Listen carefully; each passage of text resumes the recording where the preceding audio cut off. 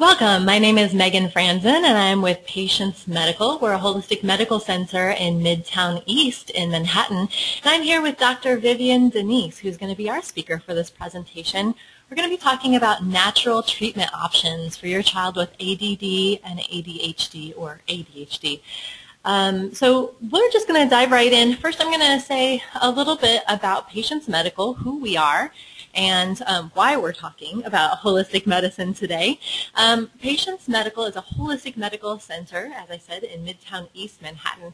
We are full service, which means that we have a range of doctors and different therapists that go anywhere from general practice to specialized, such as holistic pediatricians like Dr. DeNise, and many other things. We also have complete sets of diagnostics, including blood work lab. We also have sonography and bone density, cardiology, and many other things here, including a wide variety that'll meet your medical needs from A to Z. So if you're thinking about medical services, you can definitely check into Patients Medical. We have quite a variety. Our motto is discover health, rediscover vitality. Now, what does that mean? So many people walk around every single day and they don't even realize that they're feeling miserable until they work with one of our doctors, and they realize just how amazing they can actually feel when they start eating appropriately for their body, exercising, they're in a lifestyle that works for them, maybe they're taking nutritional supplements or get balanced hormonally or in other ways. So really, we love to work with people who don't even know that they have a deficiency in their system, because that just shows the patient how amazing they can feel just with a little bit of assistance from one of our doctors. They focus on the root cause of a symptom, so instead of really relying on pharmaceuticals to cover up a symptom, they want to know why the symptom is happening. So treating the symptom like a roadmap to the body of what's going on and what the body is really asking for by presenting that symptom. Integrating modern medicine with holistic practices and natural supplements. So blending conventional medicine and holistic medicine together to really give you the best of both worlds, the best treatment available.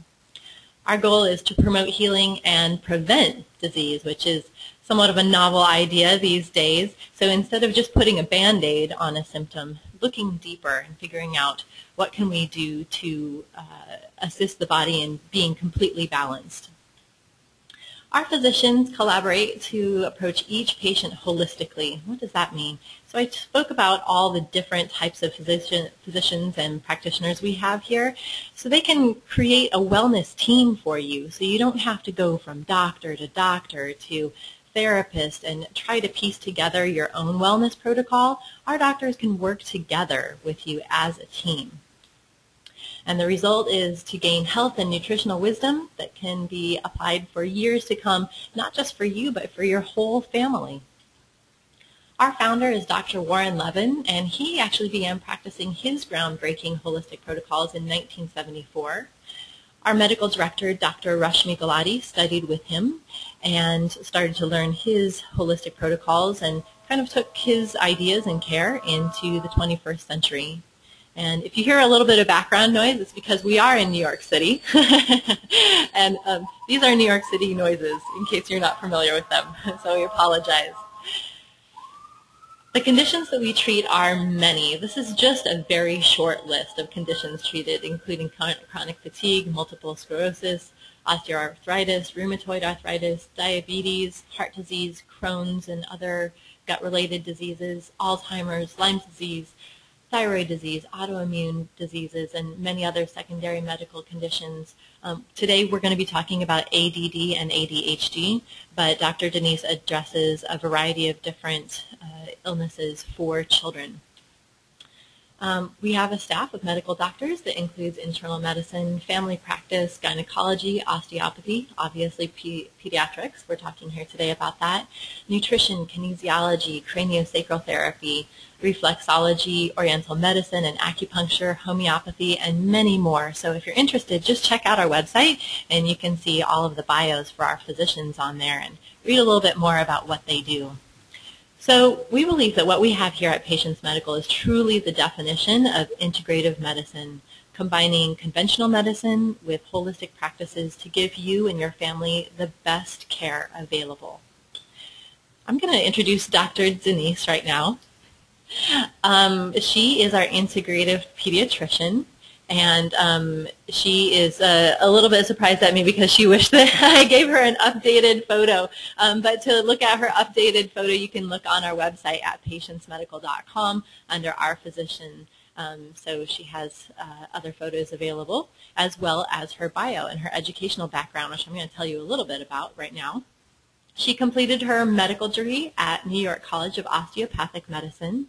She did her residency in pediatrics, and she has certifications in integrative medicine with the American Academy of Anti-Aging Medicine, also called A4M. Her specialties are many, but a few of them are behavioral concerns, hormonal imbalances, nutritional imbalances, gastrointestinal problems, detoxifications, and many more, and we're actually going to hear about some of those today. Here are some of the imbalances that she treats, although that's, again, just a short list. She treats many. And, without further ado, I'm just going to turn the mic over to Dr. Vivian DeNise here, our holistic pediatrician. Now, Dr. DeNise, ADHD and ADD have been in the media quite a bit lately. You see it in magazines, parenting magazines, and on the news. Everybody is wanting to know, what is the latest and greatest information on ADD and ADHD, because we just want our kids to be happy and healthy, and obviously this is a major concern. So, Dr. DeNise, tell us a little bit about it. Well, attention deficit disorder, as you can see on the slide, is a neurobehavioral condition, and it usually affects either inattentiveness and or hyperactivity and impulsivity. And Megan, just as an aside, this is not a condition that's only dealing with children, but we find often it goes on into adulthood now. Oh, that's true. There are a lot of people dealing with this at work, possibly, Absolutely. Or in the later stages of their education. A huge concern for people in general. Oftentimes there's people approaching me that are in college and or higher education for the first time. Wow. Great. So this is not just information to use for your kids, but also for yourself as well. Absolutely. This is the DSM criteria. The DSM is the Bible of American psychiatry, and what it does is it lists all conditions affecting the brain and behavior, and there are very strict criteria for ADD and ADHD. And as you can see, you need at least 6 or more of the following symptoms, plus which they have to be present for at least 6 months. And this becomes very important, and we'll see why in a few minutes. So this is just a short-term thing, like your child is behaving a little bit differently for a week or two, like while you're on vacation or maybe when a parent is away. This is something that exists for at least 6 months. Exactly. And as you can see, some of the symptoms, which we all know, it's inattention, it's they're not able to wait their turn, it's having trouble organizing, it's losing a lot of things, they're distracted, they get very forgetful. You're running to school to bring something home, to bring something to them that they forgot always, or they're forgetting to bring home their homework home. Okay, so these are regular behaviors. Exactly. Okay, any other symptoms? Well, there are all symptoms. If you go to the next slide, you'll see. There's also hyperactivity. They can't sit in their seat. They run about a lot. They sit, they got to stand up. If they're standing up, they got to sit down. They have trouble playing or doing leisurely activities quietly. They're often on the go. They often have to be stimulated. And they're often talking quite a bit. Okay. So now we know that kids, 5, 6, 7-year-old kids, it's hard to just fit them anywhere and expect them to be quiet for an extended period of time. Is this what we're talking about, or what's the difference? It's a spectrum. And this is a spectrum of kids who are a little bit more than that, who can't at all sit or at all pay attention to what they're doing. Although some parents will say, yes, but Johnny can play his Nintendo games forever, and he doesn't have any problems doing that. And we know that they can concentrate at times, but just sometimes the more they try to concentrate, the more difficult it is for them. I see. So really getting a professional to help you evaluate this is key. As a matter of fact, in 2011, the American Academy of Pediatrics has decreased the age of being able to diagnose ADD and ADHD down to 4 years of age. But they really have taken a very firm stance on not only just taking a clinical point of view, but really getting it fully diagnosed. Because a lot of children, a lot of parents will go to the pediatrician and say, you know, Susie has ADD, I really think she has ADD, and the pediatrician will automatically write out a prescription for one of the ADD/ADHD medicines. But they're asking, the American Academy of Pediatrics is really asking that not only you diagnose it properly, but you also tease out coexisting symptoms, which we're going to be getting to. And we're going to talk about those medications too, because they're no joke. That's right.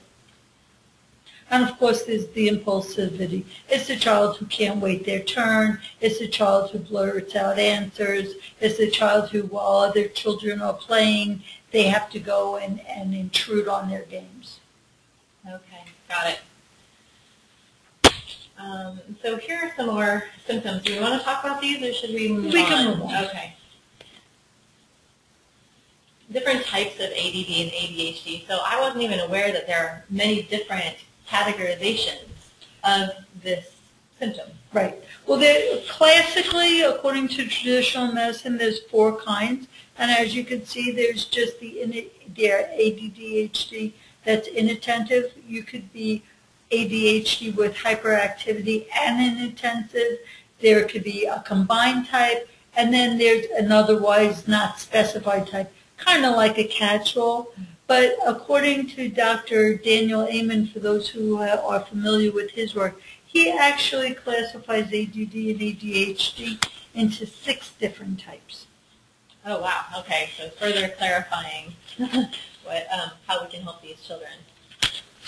And what Dr. Amen's work does is he concentrates on the different parts of the brain that may also be having difficulty during a child with ADHD. Sometimes it's just the prefrontal cortex. Sometimes it's the prefrontal cortex and other parts of the brain giving you other kinds of symptoms, and we're going to see some of that now.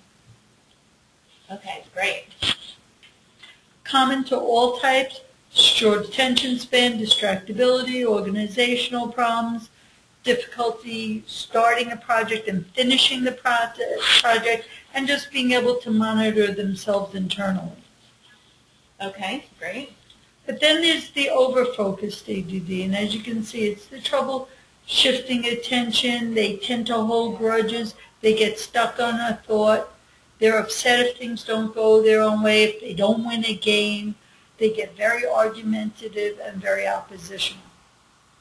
Okay, and we've all seen the children who are kind of introverted and worriers. And well, that's actually going to be more of a different kind of problem. Oh, okay. The temporal lobe is more of an argumentative child. They're fine one minute, they're yelling and screaming the next. They constantly complain of headaches. They're very sensitive to comments and criticisms. And either they get mad at other people or they get mad in themselves. And that's where they get, brought inward. Okay. And then there's the limbic kind. These children are sad. They're moody. They're irritable. I'm never going to get a good grade on the test. I don't want to go and do my homework. They often have sleep problems, appetite problems, and they're often the loners. Okay, so we could probably see some of these behaviors when they're very young, extending clear into, if it's not treated, extending clear into adulthood. Absolutely. We know those type of adults, right? That's right. And then there's the ring of fire. This is where the children have multiple areas of the brain involved. They're just got sensory overload. They're very they're talking all the time, they're very oppositional, they're very aggressive. These are the children on the end of the spectrum. Really intense behavior. The American Psychiatric Association feels that 3 to 7% of school-age children have ADHD, and it's different for different populations. Wow, so this really affects every single classroom. Absolutely. In every school. And as you see from this slide, we're not going to spend too much time on it, but the percentage of children with parent-reported ADD and ADHD has increased by 22%.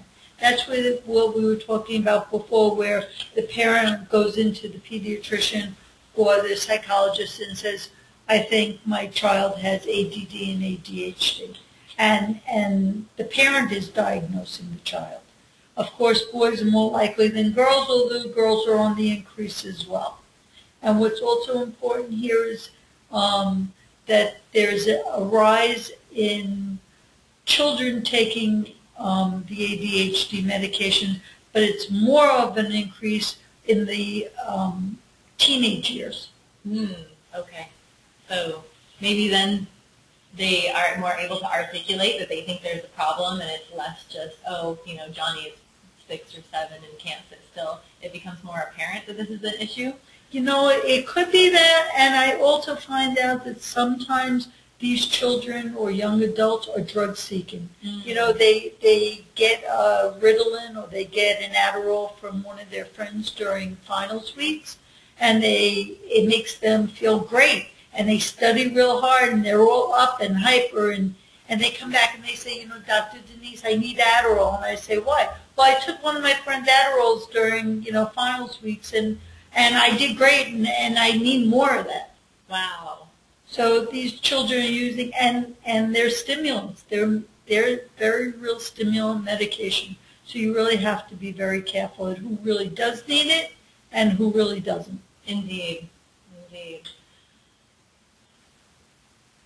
And this is some of the things we were just talking about. Okay, great. Moving on. So this slide just simply talks about how serious this is for all of us.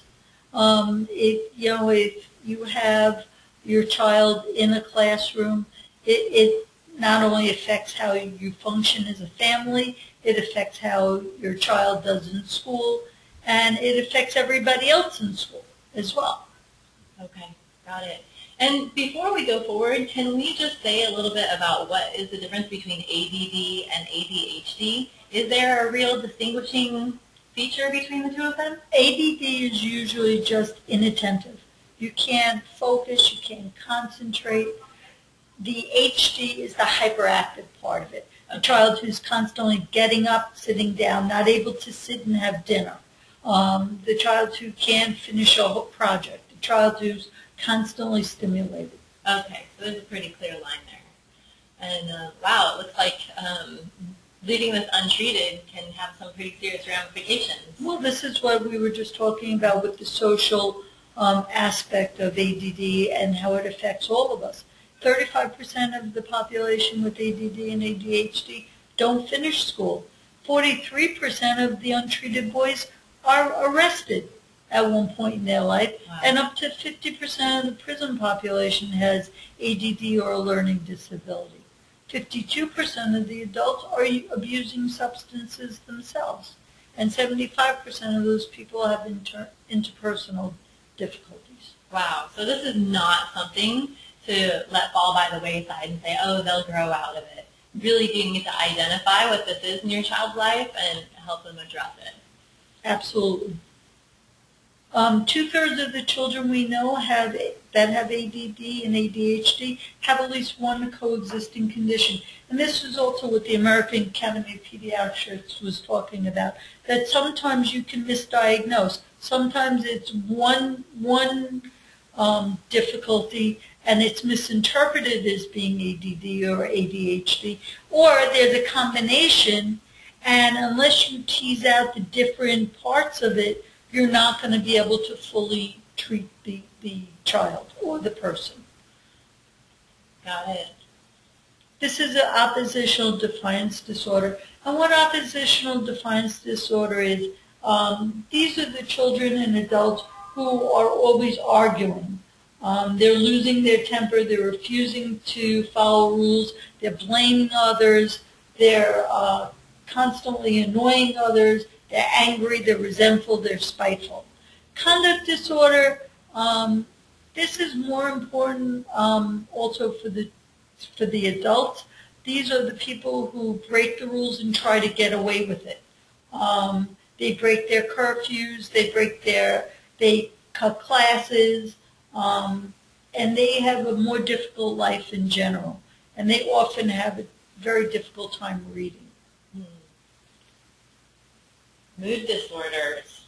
So this is a huge topic for adults as well. Absolutely. Mm-hmm. And look, 47% of the children with adults with ADHD are depressed.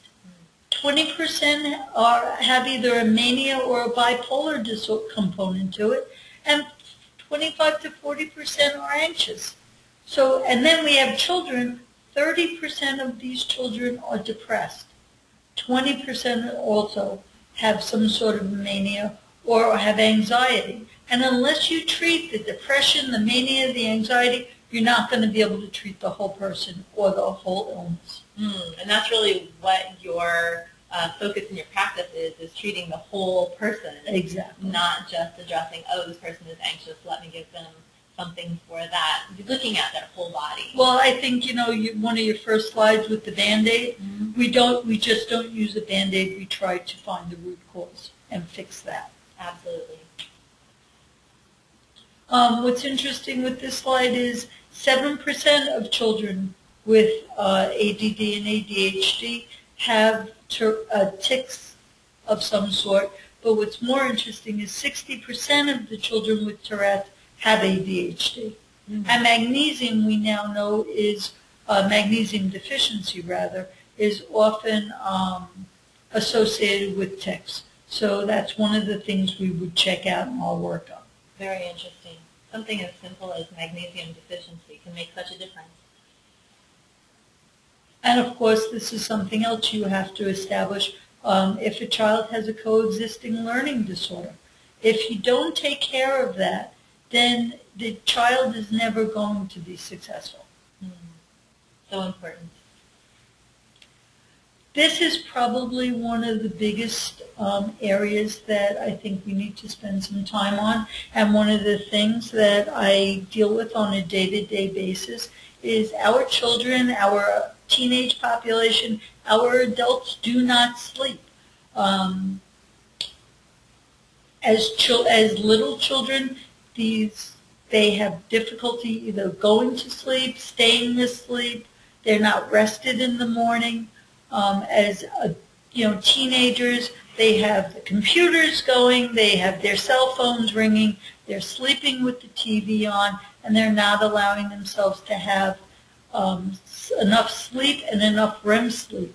So they wake up, and actually what happens is these children and adults are in a state of hypoarousal, meaning they're exhausted. And sometimes to counterbalance that, your body will make you hyper-aroused to compensate. How interesting. Your body is so smart, right? Your body is trying to counteract by itself. Exactly. on your behalf. So unless we establish really good sleeping behaviors, and the earlier the better, it's difficult for anybody. Just think what happens to you when you don't have a night's good sleep. For anybody, not only children with, a problem. Just, it's very difficult to concentrate the next day. And there have been so many studies showing how important sleep is, that when you don't have a good night's sleep, it's even worse than being drunk behind the wheel or something like that. There's been a lot of parallels drawn between people Absolutely. who are intoxicated and people who haven't had sleep. And you know what, Megan? 50% of the accidents of falling asleep at the wheel are in the teenage population. Really? Wow. I had no idea.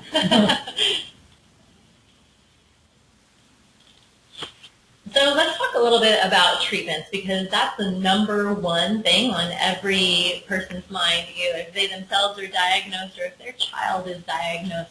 How can we help this patient, or how can you help this patient feel more balanced?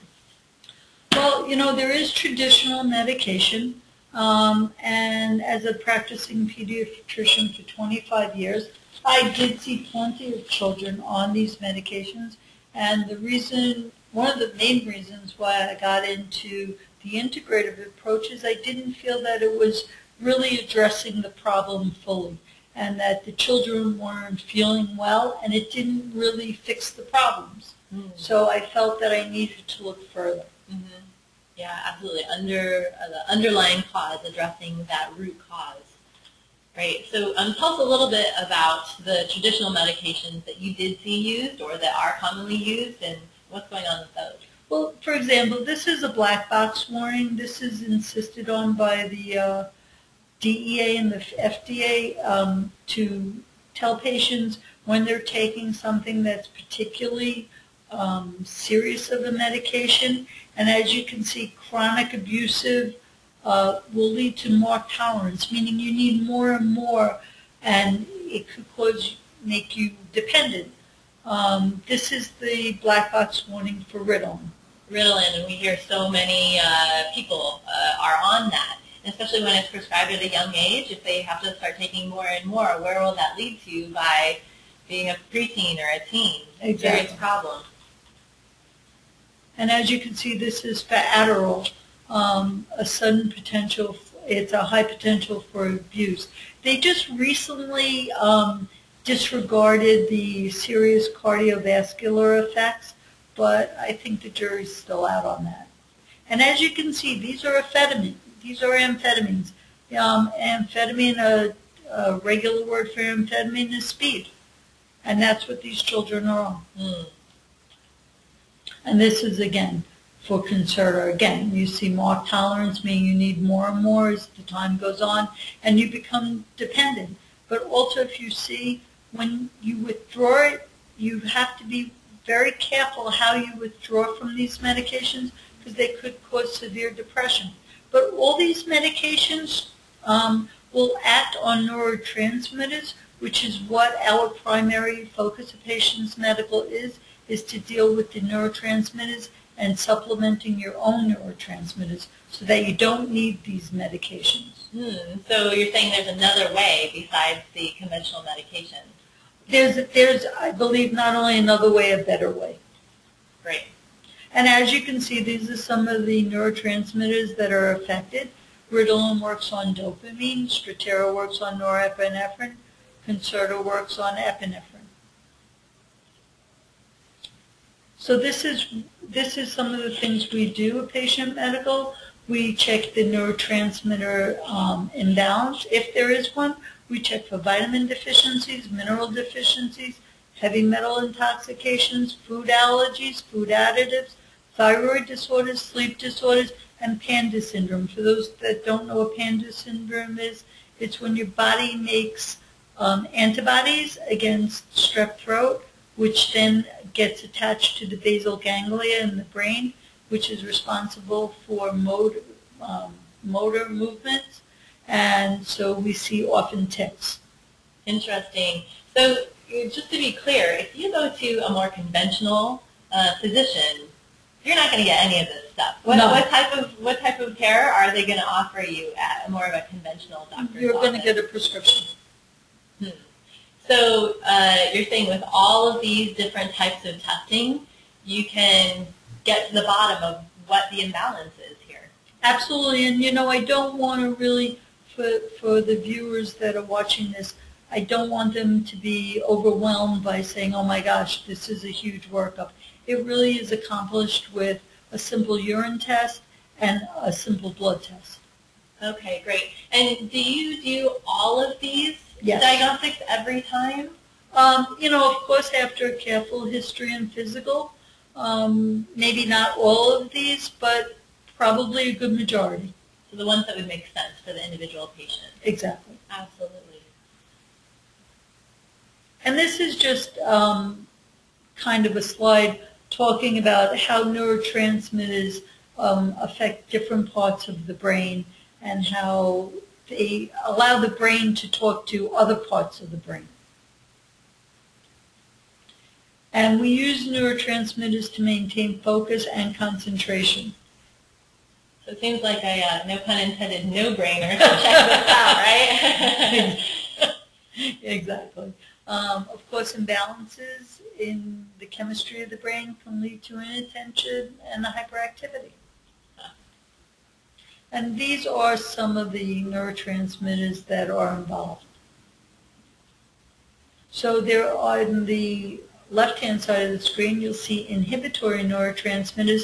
These are your calm, quieting neurotransmitters. And then there's the excitatory transmitters that give you kind of your get up and go. Minute to minute, second to second, your body is trying to balance these neurotransmitters to give you a kind of an even keel. And this is kind of an illustration of that. One of the neurotransmitters that are an excitatory neurotransmitter is dopamine. Dopamine is extremely important for focusing. It's also responsible for pleasure and satisfaction. It helps you get control. So we see often the children with hyperactivity probably has an imbalance in dopamine. It's also important for gut issues. When you say gut issues, what do you mean by that? Well, the gut, we find, is the first line, so to say, of your defenses. For example, 80% of your serotonin, which is another neurotransmitter, which is your self-esteem, your healthy, your happy feeling, is produced by the good bacteria in your gut. So literally in your intestines. Exactly. We also know that limiting video games is extremely important in dopamine. That the games somehow cause an imbalance of your dopamine. How interesting, because we're kind of in a culture right now that completely glorifies video games. There are movies about it. There are TV shows about it, all used to support the sale of these video games. And there's cartoons. Absolutely, and these kids really get hooked into it. And they get indoctrinated at a very, very early age. Interesting.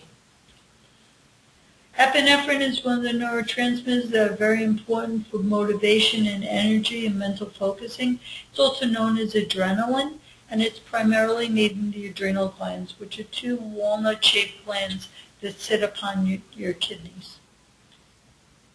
Glutamate is absolutely essential for learning and memory, and it is probably one of the most common neurotransmitters. Norepinephrine also very important for mental focusing, emotional stability, and endocrine functioning. And the endocrines, those are your hormones. Exactly.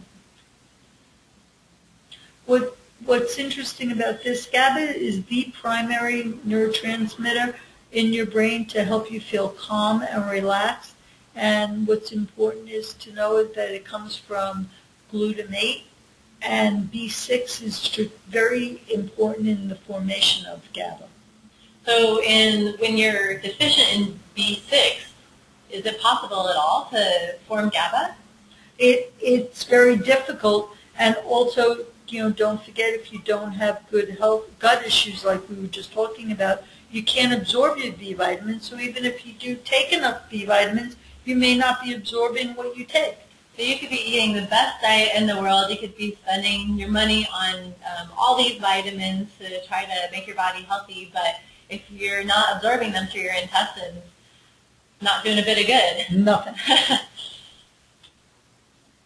Serotonin is also, again, you see B6. Tryptophan is what we know about when we all eat turkey at Thanksgiving and we get that really tired, comfy, cozy feeling. That's because it's boosting our serotonin levels. And now here are other, going in a different direction. We need to talk about this as contributing to our neurotransmitter imbalance. First of all, the high levels of stress. Our children are very stressed. And it doesn't seem like it gets any easier as you get older. I think a lot of us are over,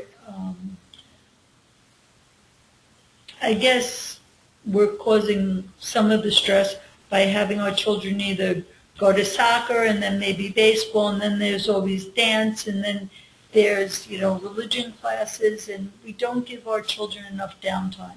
We want so much for our kids, we want to try to provide them all the things either that we didn't have or that other people in our neighborhood, they're doing these things with these kids. And so sometimes when you think that parents they get hooked into it. Plus, which, there's also stress that the child feels. Possibly there's marital stress in the house, possibly there's financial stress in the house, and we try to insulate our children, but I think they absorb it anyway. Absolutely. They're so sensitive to everything, even how we behave. Exactly. Also, there's poor dietary habits. A lot of children are eating fast food. Our population, we have the highest children that are obese and the most nutritionally depleted. Possibly because they are so on the go. They're not at home to have a proper meal. And then, of course, there's the toxins that we talk about. I think we're going to... Coming from everywhere, right? The toxins, and then you talked about the lack of sleep before. Right. And again, this is what leads to the chronic stress. MSG is extremely important to talk about. It interferes with our neurotransmitters, and it can be found, if you go to the next slide, you'll see this is the MSG complex as per the FDA. You see numbness, tingling, headaches, nausea, rapid heartbeat. How could a child possibly concentrate in school with all this going on? And if you go to the next slide, you'll see, look where it's contained. It's contained in anything that has gelatin, textured protein. All it has to say on the label is natural chicken flavor or natural beef flavor. It's found in broth, soy sauce, cornstarch, pectin, which we think is good for us. Absolutely. So many of those things, chicken flavoring, You especially think when it's it says natural. natural. Right. It's so tricky to know as a parent. And then soy sauce, you think of Asian food. Sometimes people say, oh, Asian food is Healthy. so healthy. Right. But the soy sauce has the MSG in it, and it's so dangerous. All right, and vitamin deficiencies. Vitamin C is extremely important in the production of tyrosine and phenylalanine, and a lot of our children are lacking in vitamin C, as well as the B6 and the B12 for what we just discussed. And these are things that you can test for, right, to see how deficient anybody is? By a simple blood test? Yep. And these are some of the properties of vitamin C. Like I just said, it helps with the phenylalanine and the tyrosine. It balances the dopamine. And it also helps decrease the harmful effects of oxidants. So antioxidants are huge in the media right now. Everybody's talking about how you can get more antioxidants. And you don't necessarily have to spend a lot of money in fancy creams or anything like that. Just get more vitamin C. Right. Pretty easy. Mineral deficiencies, we take a good look at zinc, copper, iron, and magnesium. At the American Academy of Child and Adolescent Psychiatry in 2009, a paper was presented that demonstrated 45% of children with ADHD were deficient in zinc and 35% were deficient in copper. So if this was a paper presented at a traditional medical conference, how come more people aren't being aware of this? How come more people aren't testing for this? Well, that's why we're here today, to help more people ask for it. So all you have to do is ask your physician. And if your physician isn't able to supply you with this, then you should probably be looking for more of a holistic pediatrician to work with. All right, and we also talked about earlier about how magnesium can make the difference between Tourette's and maybe balancing that system a little bit. Well, it's also important for depression, anxiety, constipation, muscle spasms, and it could also lead to poor appetite. And iron was also important for dopamine. Interesting. Oh, so now toxins. We talked about toxins just briefly a minute ago, how they seem to be everywhere. They're coming at us from all sides, and we as parents do our best. You know, maybe you buy the natural cleaning solutions and you try and get organic foods, but you know, what can we look for? Why is this dangerous? Well, in Pediatrics, which is a journal of traditional medicine, in May 2010, they published a study that showed that children with ADHD were more likely to have organophosphate metabolites in their urine. For each tenfold increase in urinary concentration of organic phosphates, there was an increase of 55 to 72% out of the child having ADHD.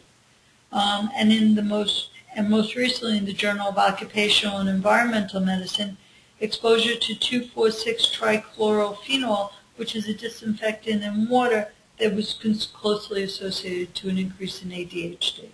So that's just what might be in our water. Right. We're not even talking about what's coming out of the tailpipe or what's like coming out of the big factory that's down the street.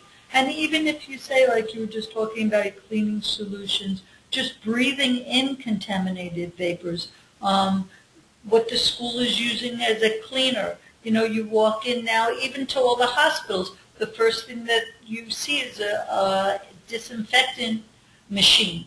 Well, that's high in mercury, and we can absorb that. So you're talking about the hand sanitizing Yes. solutions, and that's ubiquitous in schools. Exactly. I've seen it in my son's school. You know, before every snack or after bathroom time, they're all pumping it on their little hands. And where do they put their hands? In their mouth. And really simply, you just need good soap and water washing. You really don't need. Plus, you're stripping your skin of good bacteria. So not only are you getting mercury, you're also taking away your natural defenses. And we'll have to do another webinar on the balance between good bacteria and bad bacteria. That's a whole separate topic. That is. All right. So kind of delving into poor sleeping habits just a little bit more here, I think. Well, like we talked about, you know, it's not only a matter of having the proper amount of sleep, it's having good sleep when they are sleeping. You know, you have to make sure that the computers are turned off, that TVs are turned off. Sleep deprivation causes lots of different things. It causes decreased attentiveness, decreased short-term memory, inconsistent performance, delayed response time, bad tempers. It can't be undermined how important sleep is. And this is something you can really help your children with, right? Creating an environment that's conducive to sleep. So you yourself turning off the loud TV or the radio or, you know, shutting the computer down if you're in the same area as they are sleeping, to kind of allow them to have that experience of peaceful sleep. And also taking away cell phones. Amen. And this is some of the things we just talked about.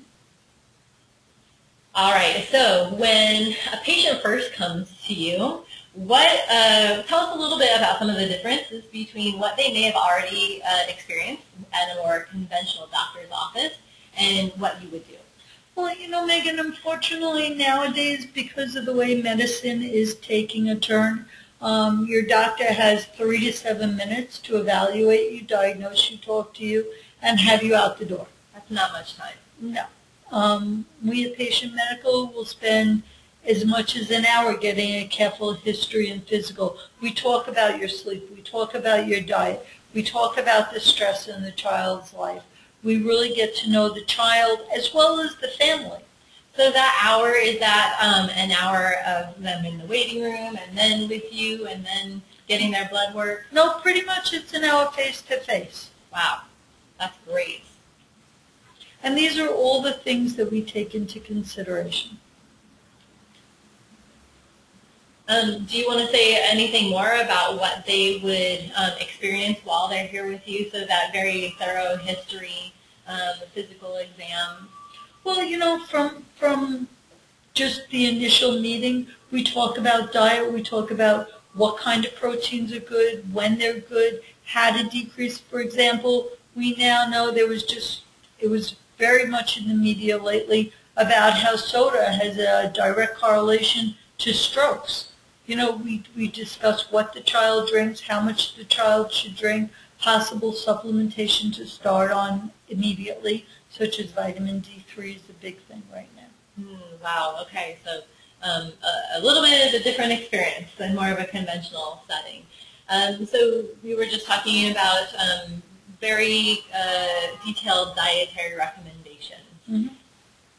And that actually has a direct correlation to your brain. So not only diet, lifestyle recommendations. You know, we also talk about head injuries and what may have occurred with those head injuries, as well as the sports. You know, head injuries don't have to be just falling or something like that. You know, a lot of times if a child plays soccer and uses their head to stop the ball, well, that matters. You know, if a child's playing baseball and gets hit in the head, that matters. We take into account what they do as well. And of course, foremost, limit video games. These are some of the supplements that can help. Certainly, it's a very tailored approach. It's an individualized approach, what we do here. And although we try our best to condense the amount of supplements that we give a child, and we have ways of taking care of that. And just to be really clear, so just because we've listed these supplements here does not necessarily mean that you should run right out and buy all of these supplements and put your child on them right now. So the tailored approach includes, you know, just doing a very detailed blood work to find out what you're deficient in, right? And then giving recommendations based on that. You know, my motto has always been like, too much of a good thing is not good. And you really need to be educated in what you're giving, and you really need to seek professional help with this. Absolutely. 'Cause just because it's natural doesn't necessarily mean that you can't take too much of it and harm yourself. Exactly. Especially children. All right, so now we have a question and answer. There are just a couple questions that people had emailed in with. And I know that Dr. DeNise is going to be able to give us at least a few words of an answer for each. So for the parent who has a child who's already on these medications, so just because they come and see a holistic pediatrician, right, and do a physical, does that mean that you're going to stop their medications right away? How do you handle that? You know, first and foremost, they need to know what the parents want to do. I take into effect how it's affecting the child. You know, Megan, sometimes I've had children come in and say, I hate the way this medication is making me feel. Please make mommy or daddy stop it. And then we have to have a discussion. But by no means am I saying that we're going to disregard the traditional approach. We just have a long way before we actually get there. Okay, interesting. So not necessarily ruling out conventional therapies. Absolutely not. Kind of having a look at how that's actually working for the patient. Okay, great. Another question was for the parent whose child doesn't actually know that they have this condition. So would you speak to only the parents and then, you know, examine the child but not really talk about the condition while the child's in the room? Or how do you handle that communication issue? You know, if the parent, you know, it's ultimately the parent's child. And if that's what they want me to do, I will do that. But I really believe that children are much smarter than they let on. And I really feel that by having them on board and part of the discussion makes them feel valuable. And they may not be feeling so valuable because of all the difficulties they are having. And I really do think they're more aware than people think they are. Yeah, so really including them in the conversation can help. I think they make them also more compliant. And I also think it relieves them to know that it's not them. It's not something personal. It could be just like, is it their fault because they have an ear infection? Is it their fault because they get a strep throat? Well, of course it's not. And it's not their fault. It's taking the blame. And sometimes just relieving that part does wonders for them. Interesting. Okay, great. And we had another question from a parent who is considering just kind of taking out various food groups that they've heard is bad for children with ADD and ADHD. What do you recommend as far as just kind of eliminating these food groups?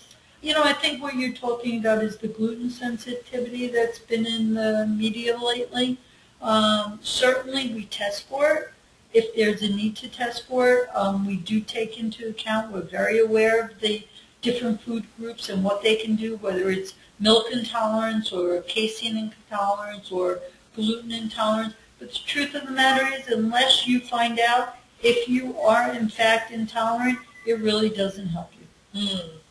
That makes a lot of sense, doesn't it? Might as well just get the empirical data. Okay, great. Well, so those are the questions that we had. We would invite you to get your whole family, not just your child, but your whole family back on track with health, because sometimes, or so many times, it kind of starts with the parents, right? Health in the household. So we would love for you to, just in general, partner with a holistic pediatrician. If you're not in the New York City area, seek one out. If you are in the New York City area, we definitely invite you to make an appointment with Dr. DeNise sooner rather than later if you feel like your child is, or if you yourself are having some of the symptoms that she was talking about, because we saw how it really does have so many other effects on your life, your education, getting in trouble with the law even. It sounded like interpersonal relationships, so better to get this addressed sooner rather than later. Dr. DeNise, do you have anything else to say about that? The only thing else I have to say is a lot of parents wait until the school year begins, and by the time the school year begins, I really find that it's already, we're working against, because teachers form their opinions of children very early. Sometimes it's precluded by the teacher previously, telling the next teacher what the child is like. So I kind of use the summer as a stepping stone, so to really start a child on the best possible year they can have. So really any time when, now it just happens to be summer right now, so now's an excellent time, but whenever you start identifying that, maybe I think that the child needs to be evaluated, start sooner rather than later. Don't wait until it becomes an issue or a problem with the school, or you start getting feedback from the teachers. Absolutely, and you know what? It's just for the general well-being. Well, yes, for the teachers, yes, for the education, but more for the child or the person themselves and their sense of well-being and who they are and their self-esteem. It's so important in the formative years to have a good self-esteem. And if you know you're having difficulties and you're not feeling good about yourself, so the sooner you're feeling good about yourself, the better you do. Absolutely. I don't think anybody could say it better than that. Well, thank you so much, Dr. DeNise. I really invite you to check out Patients Medical. If you are in the New York City area, we have a variety of different holistic and integrative medical doctors who can assist you with a variety of needs. You can go to our website. Our website is extremely robust with a bunch of different information about all of our doctors, different health concerns, our unique treatment protocols, the different types of testing that we have that can benefit your health, your child's health, and really the whole family. And you can watch your videos. We actually have a video of Dr. DeNise. She was on the news recently talking about holistic pediatrics, so you can watch her there on her bio page, as well as other videos on our website. So for more information or to make an appointment, I invite you to call in at 212-679-9667. Again, it's 212-679-9667, or you can email media@patientsmedical.com. That's MEDIA @patientsmedical, PATIENTS medical.com. And we look forward to hearing from you and answering all of your questions about care here at Patients Medical and Dr. Vivian DeNise. And thank you so much for joining us today talking about natural approaches to ADD and ADHD, not only for children, but for adults as well. Thank you, Dr. DeNise. Thank you.